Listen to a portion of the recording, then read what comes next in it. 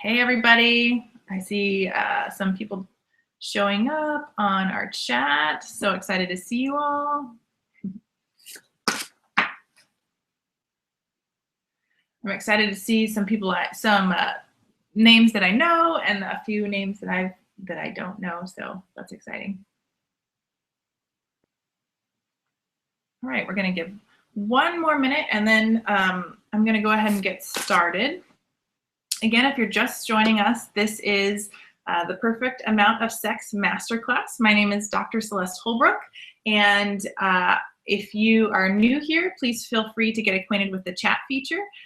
You may put in your real name. It also will give you an anonymous name if you want to remain anonymous. It'll give you a random name, or you can put in a fake name like Daisy or Petunia or anything like that if you would like to remain anonymous. Feel free to use the chat feature for questions at any point in the masterclass. I would be happy to answer those. I will also give you my email at the end and some helpful links for you in case you need more information or want to know more about this class or my business or what I do or really anything. All right, we're gonna get started. I am really, really excited that you have joined us here today. This is a masterclass called The Perfect Amount of Sex, and it is based upon the #1 question I get asked as a sexual health professional. I figured what a perfect way to answer the question, kind of an in-person scenario where I can facilitate a discussion about this question because it gets asked at almost every presentation I do, almost every event I'm at, and almost every client I see in one-on-one coaching asks me this question. So I'm glad you signed up. I'm incredibly excited to have you here. It takes a lot of courage to sign up for something like this because it's a very sensitive subject, and I respect that and I honor that. And I want to tell you I'm so proud of you for showing up to class today. Make sure you have a pen and paper, get acquainted with the chat feature, and we're gonna get started. First of all, I'm gonna tell you a little bit about myself and about my story. People ask me a lot, how did you become a sexual health professional? So let me tell you, this comes from my heart and it comes from a place where I feel the most passionate about. So my name is Dr. Celeste Holbrook. I have a PhD in health education, and I have extra training in sex and sexuality through ASECT and through the Kinsey Institute. I have been working the last 7 years coaching with women to help them achieve the most soul-centered sex of their life, incredible sex. What's fascinating about the reason that I became a sexual health professional is because it comes from a very personal place. So a little background of my story is I grew up in a very conservative and fun and very good household. And I chose not to have sex until I was a little bit older. So in my mid-20s was when I first started having sex. And it was very, very painful. It was one of the most painful experiences that I'd ever had because sex is not just on a physical level. You know, sex, as we all know, is a spiritual and mental level. So I experienced very, very difficult sex when I first started having sex. And I didn't know who to talk to. I didn't know who to go to. I told my mom what was happening because that's what you do. And she suggested I go see an OB-GYN. So that's what I did. I made an appointment with an OB-GYN, and this is what happened.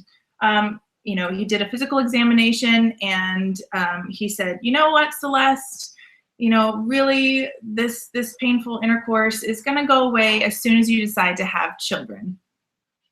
And I thought, how in the world am I going to have children if I don't even like to have sex? First of all, and second of all, maybe I don't want kids. Maybe that's not something I'm interested in having. And third of all, that's putting no account or value on my ability to have pleasure in my sexual experiences. This was an answer that was only in regards to my sexual function and not my sexual pleasure. So after that experience, I thought, I'm going to learn everything I can learn about sex and about painful intercourse, because it was starting to disrupt my relationship. It was starting to breed resentment and things like low libido and low arousal and things like that. So I knew that I had to find a way. I had to come up with my own solutions. So my issues were very involved, and I wasn't finding the solutions I needed at an OB-GYN, and I wasn't finding the solutions I needed with a marriage and family therapist. So I decided to become the professional that I needed. So that's what I did. 7 years later, here I am. I have been working with women all around the country, and helping them create and form their most incredible and most valuable sexual experiences. And what I do is I take my knowledge from my education as a behavior change specialist, and I use that to help build strategies, sexual strategies and spiritual strategies, to help women move past their mental blocks and improve their sexual health. Now, I work with women who experience painful intercourse. I work with women who experience low libido, women who've gone through cancer diagnosis and treatment, all kinds of women. And I love it. I love it. It's my absolute passion.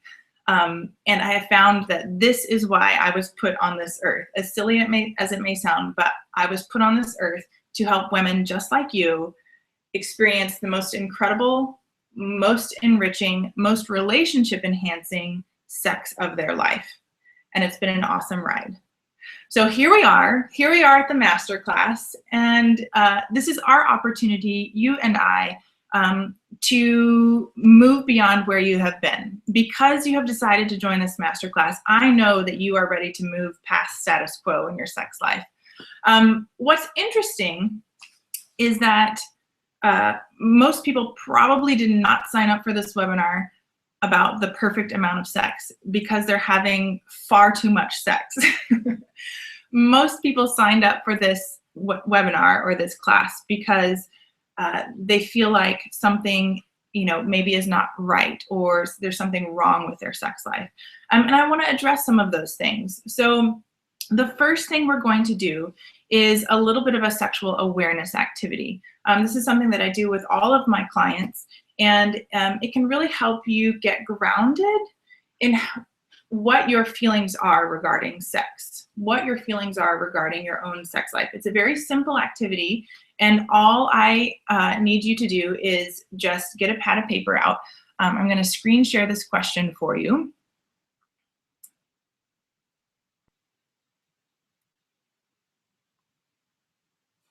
And I want you to write down sex is, and I want you to write every adjective, every noun, every word that comes to mind to describe what sex is for you currently. What is sex for you currently?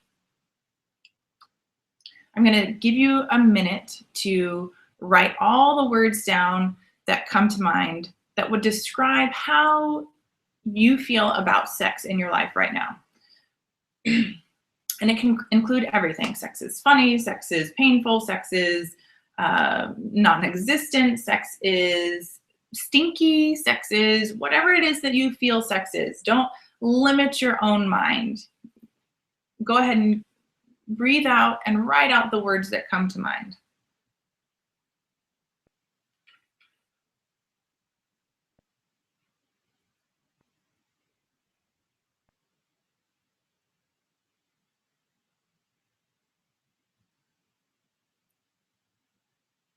I'll give you another few seconds, about 15 more seconds.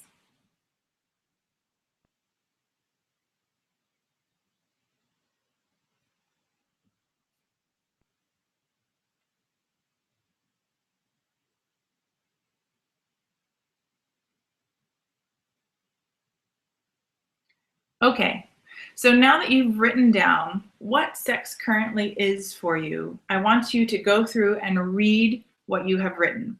and see what feelings that brings up for you.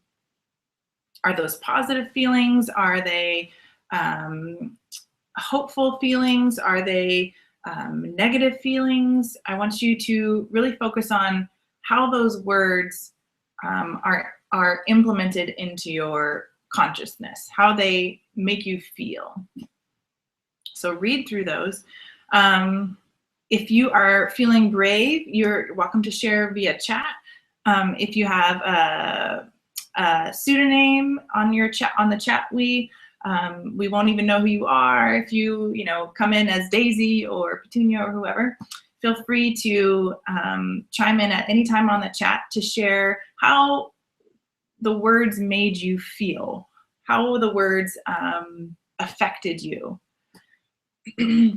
Feel free to write any of those down in the chat if you're feeling brave. There's absolutely no pressure if you don't want to. Okay, so now that we've become aware of what sex currently is in your life, we're going to write down where we want to be. Okay, so it's very difficult for us to reach our most pleasurable state, our most successful state, if we haven't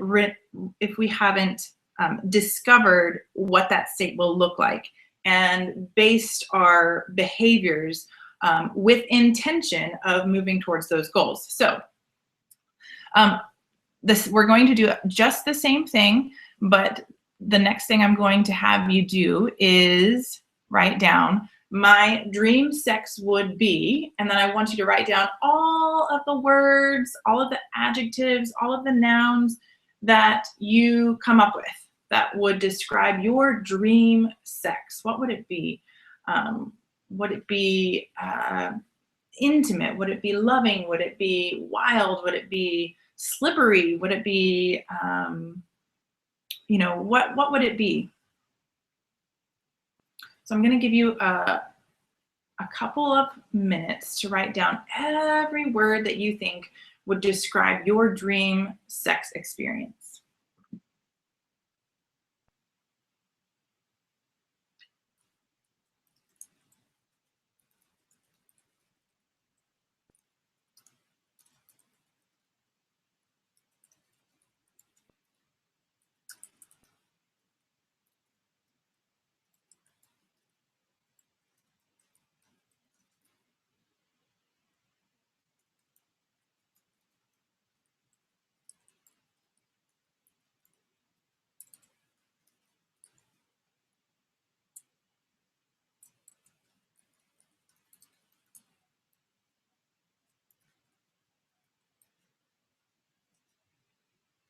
All right, you got 15 more seconds to write down all of those things that would describe what your dream sex would be.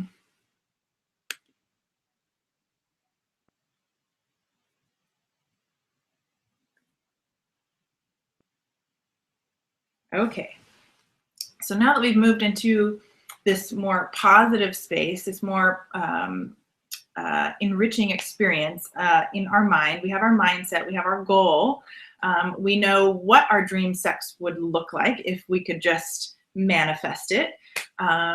We're going to learn what it would take to get there. So for the rest of the class, for the next 30 minutes, I'm going to talk to you about the different types of sex.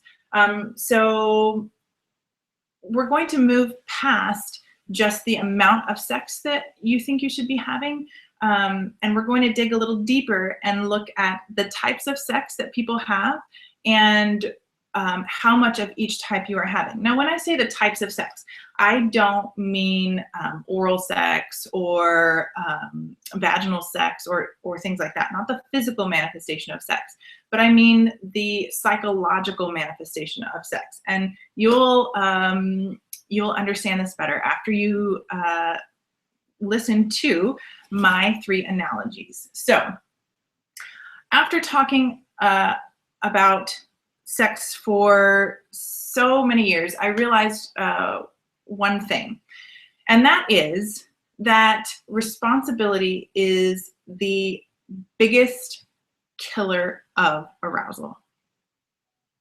Okay, I'm going to share that with you one more time because it's probably one of the most important things you're going to hear today. Responsibility is the biggest killer of arousal. Okay? Responsibility is the #1 killer of arousal. Now, what in the world does this mean? What in the world do I mean when I say responsibility? Well, let me describe it this way. What is the biggest responsibility mothers have? That's their biggest responsibility is keeping their children alive and helping them thrive. That's why being a mother is one of the biggest responsibilities of life. And this could also be why sex makes babies, and babies mean the end of sex, because babies are this huge responsibility that we have in our life. And it is also one of the most thrilling things that we have as people, as mothers. It's one of the most beautiful things that we do. But since responsibility is the #1 killer of arousal, when we have kids, that can absolutely be the death sentence for our sex life. And if you are anything like me, you know how this goes. This happened to me in 2012 when I had these two little munchkins at the same time. So I absolutely understand how responsibility to somebody's little life is the #1 killer of arousal. So what other examples can we give of responsibility killing arousal? Here, let's flip it on its end. Let's talk about irresponsibility. So the most exciting sex you've probably ever had is a little bit irresponsible. So, people tell me all the time, I want to have sex like I did when I was in college or when we were first dating or something like that. And the reason that sex was probably so exciting was because it was probably a little bit irresponsible. Either you're having sex, when you, socially aren't supposed to, or you're having sex maybe in a place that is, that you could get caught, or, irresponsibility in, what you're wearing. You're wearing something you wouldn't normally wear in public, so it feels irresponsible. And harnessing this irresponsibility can really promote a lovely sense of excitement and arousal in your sex life. But you have to become aware of how you are thinking about these responsibilities in your life that are killing your arousal and flip it around to irresponsibility. So with that in mind, with keeping in mind that responsibility is the #1 killer of arousal, let's talk about the 3 types of sex. So we're going to do 3 sports analogies. I hope you're into sports. I am kind of into sports, but these 3 analogies work. So the first type of sex that I have discovered women experience is what I like to call rally sex. So if you are at a baseball game and your team is way behind and it's the 8th inning, I think there's 9 innings. It's the 8th inning and your team is really far behind and all the fair weather fans have left, right?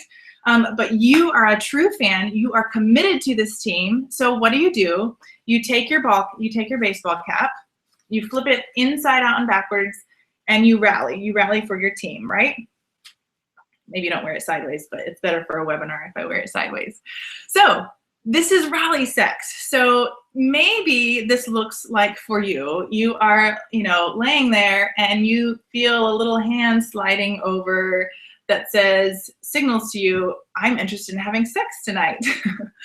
And you literally just can't. So that's when you put on your rally sex, and because you are committed to this relationship, you engage in sexual activity because it's what is for the best for the relationship. Now, rally sex is not sex that leaves you resentful. Rally sex is not having sex when you really, really don't want to. Rally sex is sex that you have because you are committed to the relationship. And this is key. Rally sex is never, almost ever, represented in what we watch or what we hear in the media. Okay? Rally sex is hardly ever represented. But rally sex is the kind of sex most women have all of the time. Okay? So when you're thinking about what's the normal amount of sex to have, let's dig a little deeper and say what is normally happening in bedrooms across America is people are rallying. And we think that we aren't normal because we have to do this, when in actuality, people are doing this every single day, every single hour. They are rallying because it is good for the commitment in your relationship. They are rallying because it fosters commitment. Okay, so that's the first type of sex, is rally sex, okay, with your rally cat. You're going to use that term later, just watch. And then your partner may use it against you, like, oh, do you think you could just rally tonight? Okay, so the second type of sex that people have is what I call love sex. So if you are ever watching a tennis match and you have two tennis players that are just completely evenly matched, they are so evenly matched in intensity, in preparation, in experience, that they don't even score a point. And when that happens, it's called love, okay? It's almost like a dance that these tennis players are doing back and forth. And that's my second analogy for intimate sex, okay? Love sex is when you're both evenly matched. There's nothing too wild or crazy about the sex that you're having, but you're both ready to connect, and you're both wanting and longing for that intimacy and that connection. And there may not be any swinging from the chandeliers or whipped cream and strawberries, but you are intimately connecting. You both have equal levels of desire and arousal. And so that's what I call love sex. Okay, love sex is good for your relationship because it fosters intimacy. Okay, remember, rally sex fosters what? Commitment. And love sex fosters intimacy. Okay, so the last type of sex I want to talk to you about is what I like to call Olympic sex. So here's a little story.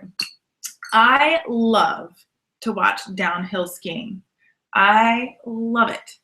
Every 4 years, when it comes on the Olympics, the Winter Olympics, downhill skiing, I am glued to the TV. I become immediately an expert on the subject. I am all in. I am screaming at the TV. I'm cheering on my favorite team, and I love downhill skiing for 2 weeks every 4 years. If I watched downhill skiing every day of my life, I would get painfully bored of downhill skiing, and it would not become exciting anymore. Do you see where I'm going with this? Okay, so the last type of sex that I have seen represented in my practice is what I call Olympic sex. Here's my Olympic medal. And Olympic sex fosters excitement in your relationship.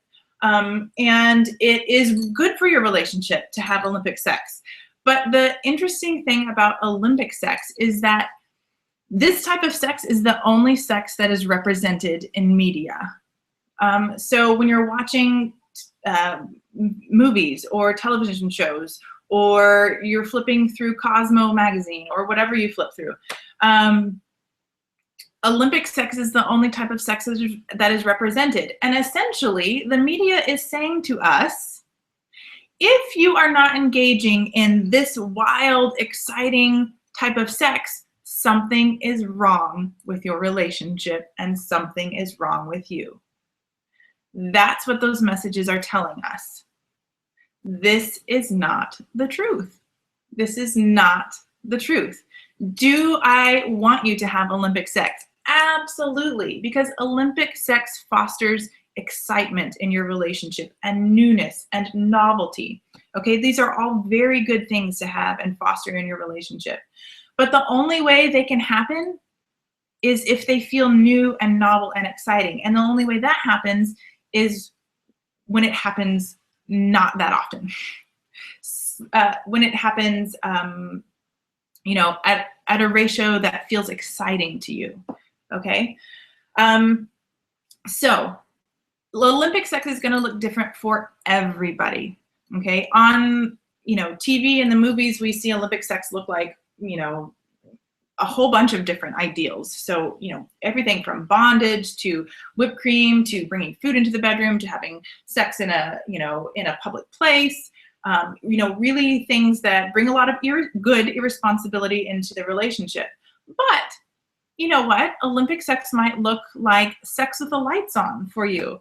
Olympic sex might be, wearing some lingerie that you've never tried before. Olympic sex may look very different than what it looks like on TV in your own relationship. So it's important to understand and know the difference between your relationship and the sex that's presented on TV, okay? So you have Olympic sex that fosters excitement, which is very important. You have love sex that fosters intimacy, and you have rally sex that fosters commitment, okay? So these are, after talking for women for 7 years, these are the 3 types of sex that I have found most widely represented among all of the ladies that I talk to. And the important part about understanding the right amount of sex for you is understanding how to move through this continuum of types of sex, okay? I find a lot of good analogies between sex and food,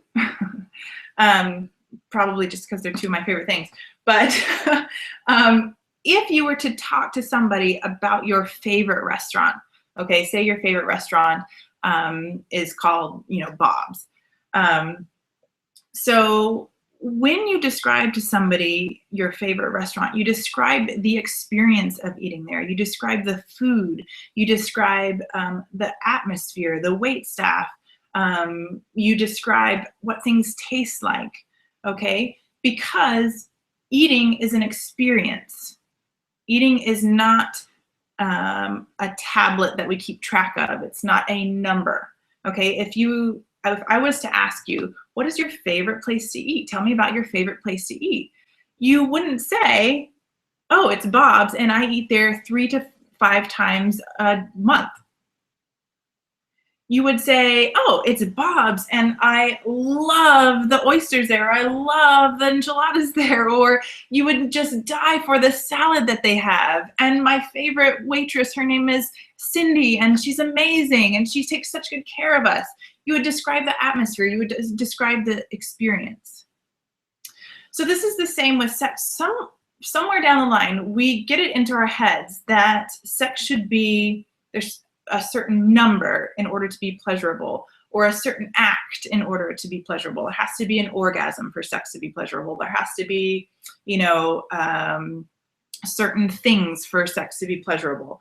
When really sex is an experience, and it's a spiritual experience. It's a mental exercise. It is more than just the physical experience. Just like eating is a spiritual experience, it's a mental exercise. It's more than just the physical nourishment of your body. Sex is more than a creating process. It's a creative process. Okay, we are only creating babies for a small % of the sex that we have. The rest of the time, we are in the creative process. We are creating pleasure for our relationships. And it can be ineffective for your relationship to think of it in terms of quantity versus quality. Here's another thing that you might think about. Most of the men that I speak to in my practice say that they would give up more frequency for more quality. I'm going to repeat that. Most of the men that I talk to in my practice would give up frequency, so having more sex, for better sex. I can't tell you how many men in my practice I talk to that say, I feel like I am simply masturbating inside of my wife. And I know that sounds crass, but that is a good description of having sex with somebody who is not mentally involved, having sex with somebody who cannot get rid of the responsibilities in her head, who cannot stop thinking about the laundry and the kids and the work. Okay. So is it really about how many times we are having sex? Maybe a little bit, but really it's about the types of sex that we are having, and that we are experiencing sex along the whole continuum of sexual experiences. So we're experiencing the committed type of sex, we're experiencing the intimate kind of sex, and we are experiencing the Olympic kind of sex. And knowing that all of those are important for our relationship. It's not just the crazy wild Olympic sex that's important, like the TV would have us believe. It's the intimate sex that fosters that spiritual connection. You know, the only thing that keeps you and your partner from being different than you and your best friend is sex. It's the only thing that we have in common among all nations and tribes of people besides eating and breathing. Sex is that one other thing that we have in common. We should be able to have these conversations about sex and about how to make sex better and about how to move along that continuum from commitment to intimacy to excitement without feeling shame, without feeling guilt, without feeling inclusive or exclusive. Okay, we should be having these conversations openly. And this is what I'm trying to establish here. This is what I'm trying to do. This is my vision, and my goal is to create a supportive tribe of women who are here to have those tough conversations and have them with each other and with me, so we can create a sexual revolution, if you will, of women who are willing to address their sexuality and make it better. Okay, I have one last activity for you. Just real quickly, I want you to think about momentarily the rally sex that you are having. And I want you to write down what that looks like in your life, what that looks like in your relationship.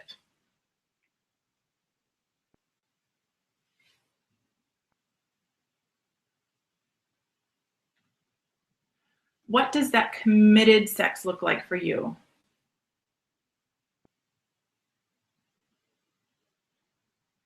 I want you to celebrate those things and celebrate the fact that you are fostering commitment in your relationship by having rally sex. This is so important for us to understand as women, that this is okay. Okay? Now, ultimately, we also want to move on the continuum to love sex. We also want to be having that very intimate kind of sex that fosters intimacy. And lots of times, rally sex can turn into love sex, which is great.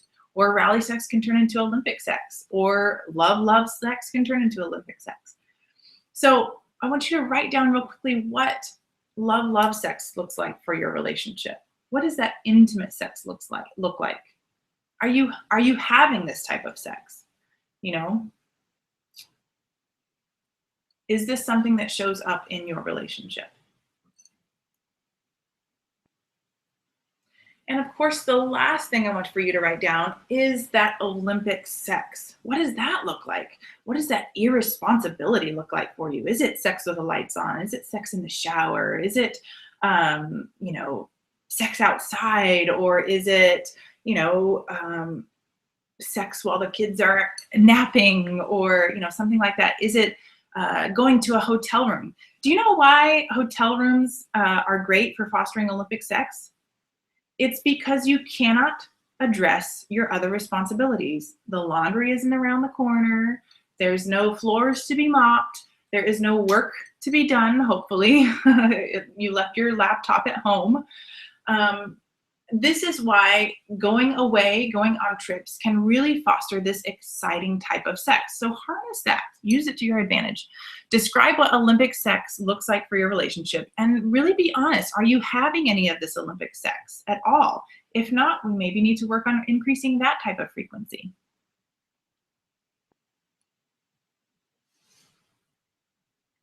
Okay. The last thing that I want to share with you, and I will take some question and answers here in just a moment. If you have, I'm going to take my Olympic medal off here. If you have questions that you would like for me to answer, I am more than happy to answer them for you as best as I can without knowing you personally for the rest of this masterclass. But first, I want to share with you something I am incredibly proud of and incredibly excited to share with you. And that is my new Conquering Low Libido group coaching courses. So I have spent the last few months developing what I believe are the best tools, the best sexual and spiritual strategies to help you overcome low libido. So if you have ever looked up at the ceiling and thought while you're having sex, I should paint the ceiling blue. Or if you have ever faked being asleep so you could get out of sex.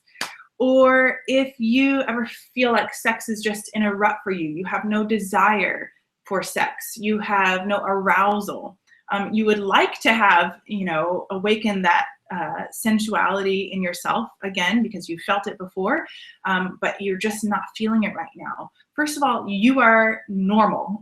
This happens to almost everybody at some point in their life. They experience low libido.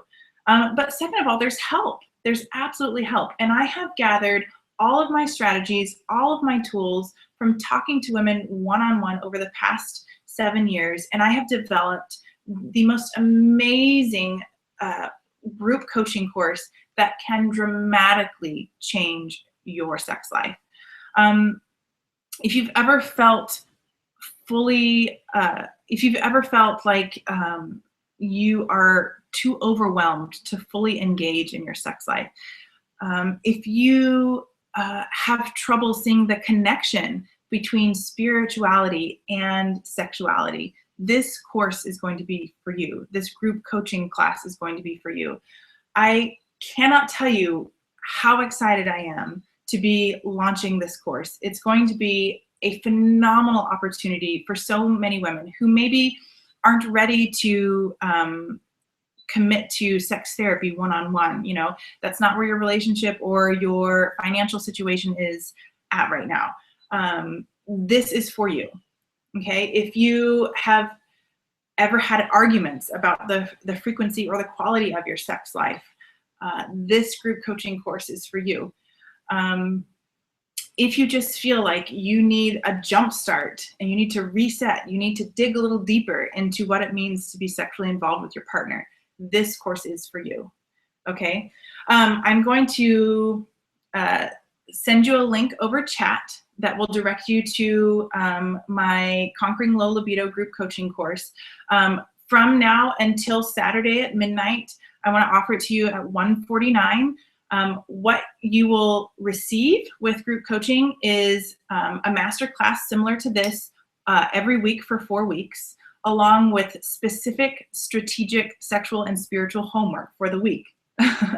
What I have grown to understand as a health educator and behavior change specialist is that people need specific strategies and people need accountability in order to change their behavior.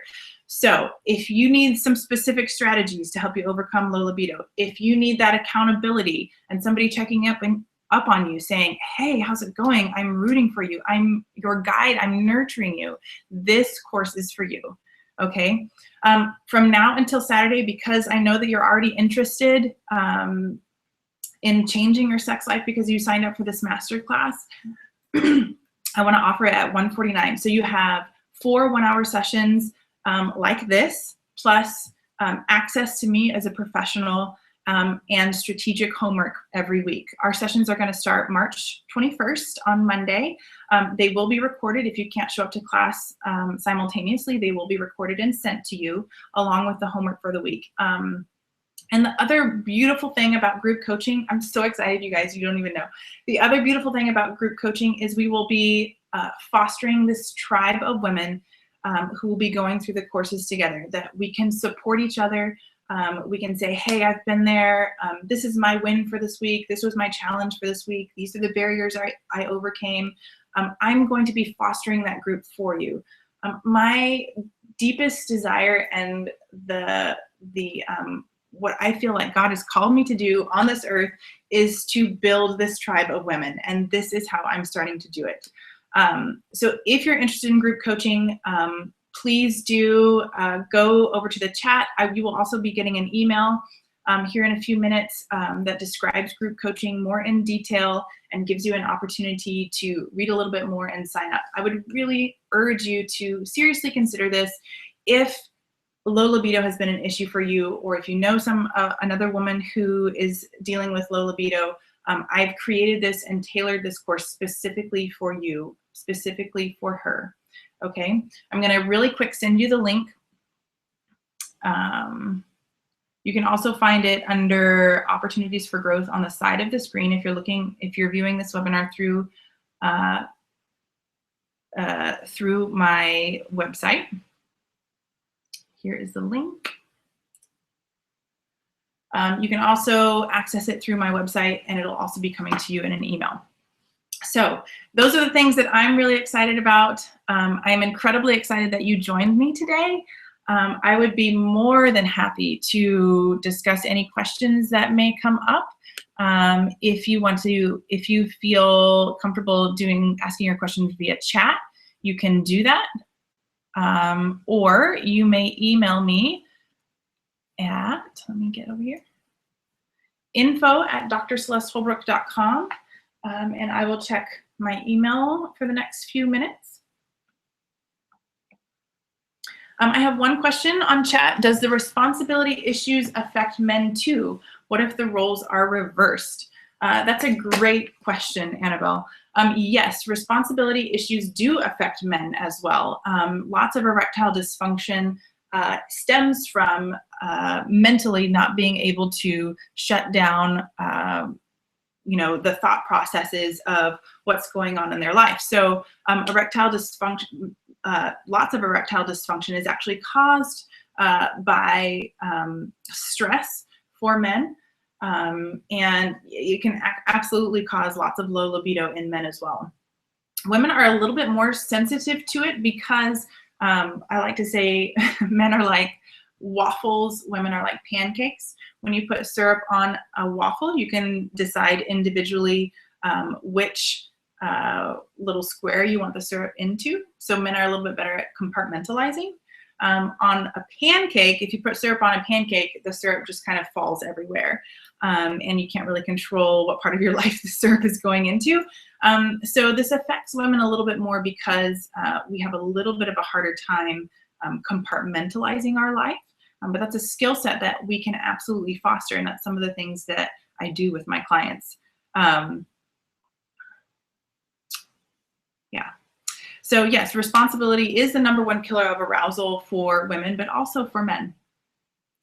One thing that I like to share with people is that often, and for men, sex is a stress reliever. And so sometimes sex can erase problems for men, whereas problems erase sex for women. I'll let that sink in for a minute. So sex can erase problems for men where problems erase sex for women. That's why if you have an argument with your partner and you end up having sex later, your male partner may think, oh, we're good now because we had sex. Whereas the female partner might be thinking, I can't believe you wanted to have sex. Like, this is still going on in my head. I still want to talk about this. Let's see if we have any other questions.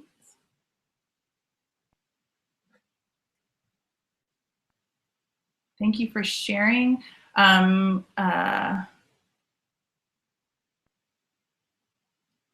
me look and see if we have any questions via email. So again, you should be getting an email regarding the masterclass if you're interested. I'm sorry, and regarding group coaching, if you're interested, group coaching will be beginning March 21st, and our masterclass or our coaching session will go every Monday and will be recorded in case you can't join us live. Then you will be getting homework and strategy sessions for the week. You will be a part of a tribe of women who are also conquering low libido with you. So if that interests you at all, if you feel like you identified with some of the things we were talking about today, please feel free to go over to my opportunities for growth page and look at group coaching, as it might be helpful for you.